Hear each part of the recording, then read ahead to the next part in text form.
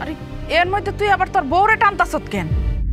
সিদ্ধান্ত নিবি ওর জীবনের, এটা তো তুই নিতে পারস আর আমি নিতে পারি, এর মধ্যে আবার তোর বউ কেন? আম্মা, মনে করো এটাই আমার সিদ্ধান্ত।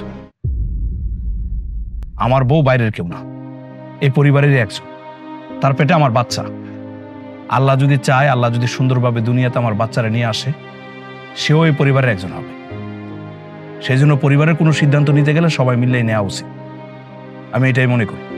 আচ্ছা ঠিক আছে, এখন তুই যেটা ভালো মনে করো সেটাই। ডাক দে তোর বউরে। রানী, তোর ভাবিরে ডাক। ভাবি, ভাবি তোমায় ডাকে।